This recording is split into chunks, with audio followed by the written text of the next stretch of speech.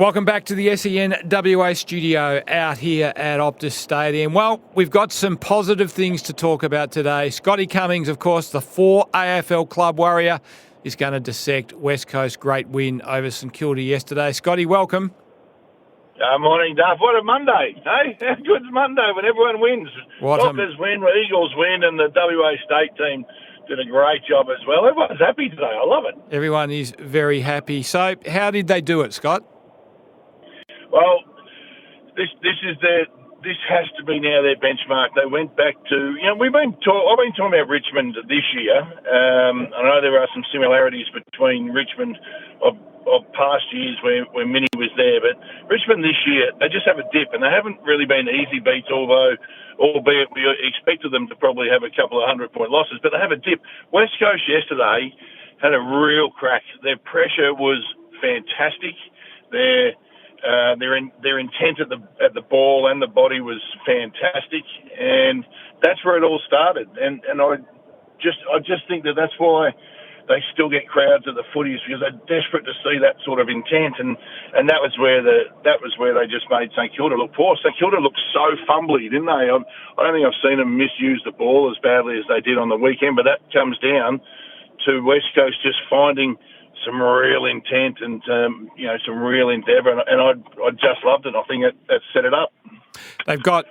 They put some real speed around the ball, and they got numbers to contest, didn't they? They were their players were making the extra effort to run the extra distance to create the outnumber at the contest. And you're right, it brought the Saints' ball movement unglued a little bit. They panicked a little bit. They gave the ball up a little bit.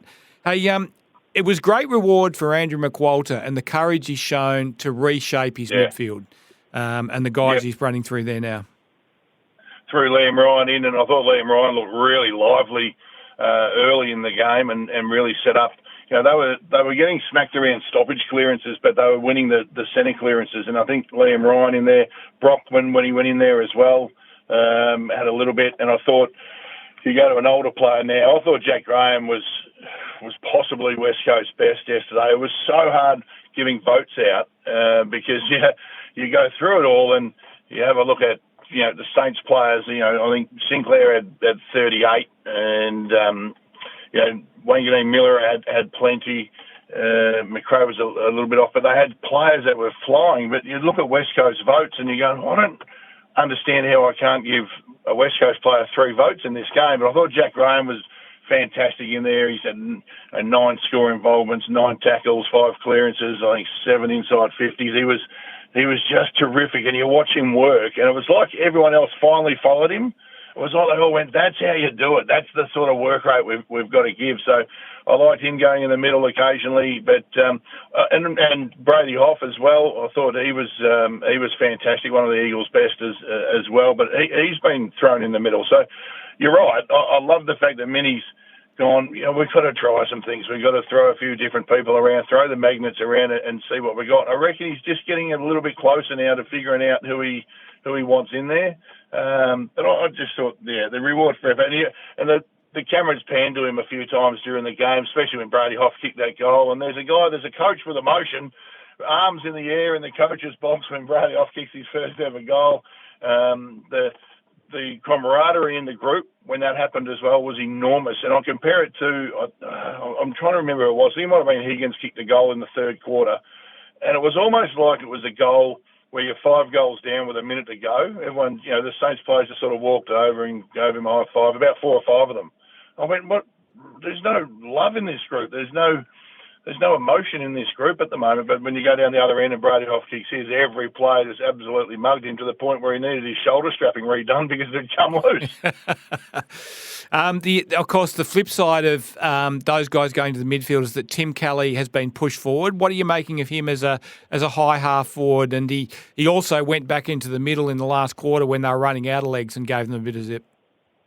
Yeah, well, he's not a bad player to be able to put back into the middle when they need to give someone else a chop out, is he? So I thought, again, when I watched that first centre bounce and Liam Ryan was in there and I think he gets it out and Tim Kelly's down at half forward, I thought, I don't mind this at all, because if Tim Kelly's he's not the player now that's going to get you 30 touches and and 10 clearances like he has done in the past. So use him smarter. They did the same thing with Harley Reid, pushing him forward and got really good results out of that too. So I don't mind that, because everyone's still expecting Tim Kelly to do exactly what I said before, get his 30 and be the match winner in the middle. But that's not him anymore. So use him in a different way. And I think that's really gutsy coaching. I'm not playing a guy in a position because of his reputation, what he's done in the past.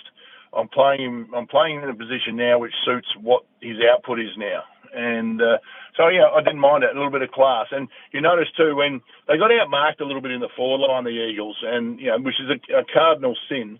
But when they brought it to the ground, when Waterman brought it to the ground, when Oscar Allen brought it to the ground, the little guys were dangerous, weren't they? And when you got Cripps and Ryan when he was down there, just that smaller brigade, I think that's when they looked really, really dangerous. So I couldn't be happier for Minnie. And as we've just said, having the courage to say it's not based on what you've done in the past, it's based on what your output is now.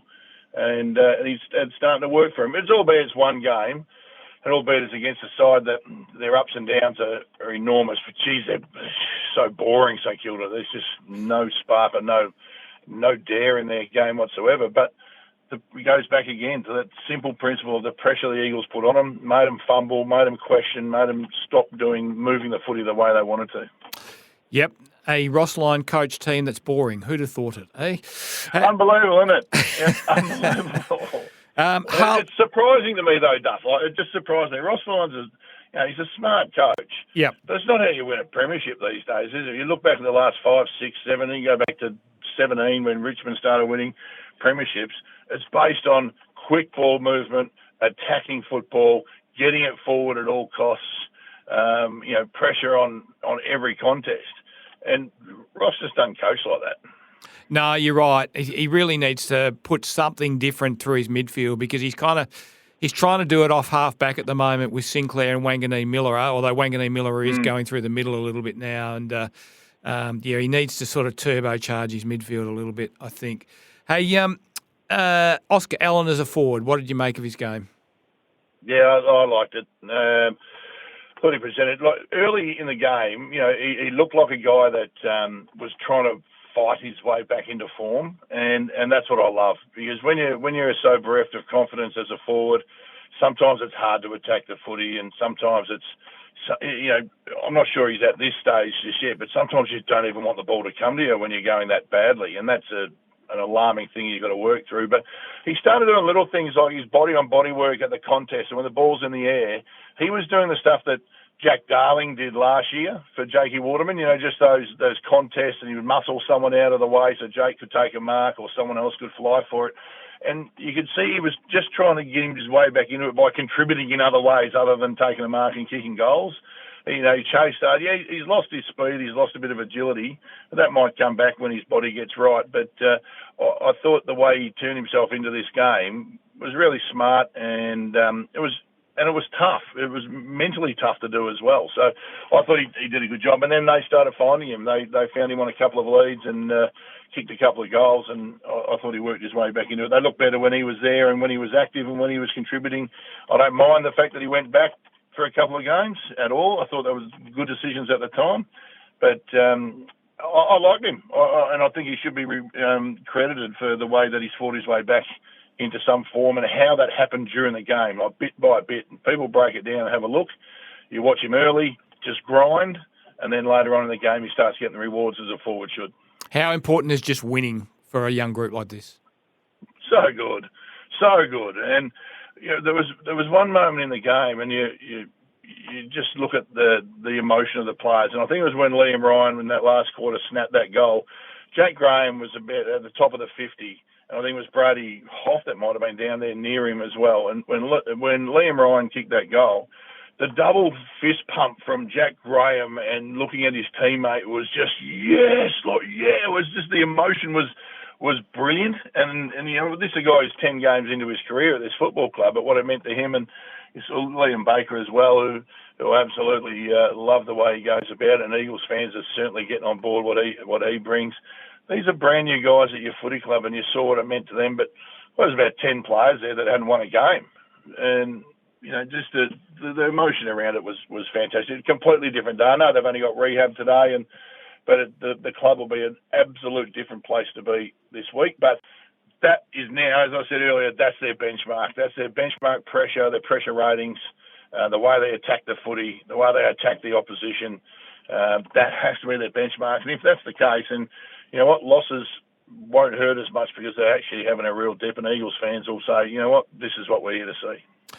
Scotty, always a pleasure to talk to you, mate. Thanks for joining us this morning. I believe you've got an important tea time ahead later in the morning, and look forward to speaking to you on Monday's Experts again next week. Everyone have a great Monday today. It's a beautiful week. Scotty Cummings, the 4 AFL club warrior, of course. He's also a former Coleman medalist, and one of those 4 clubs, of course, was the West Coast Eagles, who had that great victory yesterday. We'll be back with more after the news.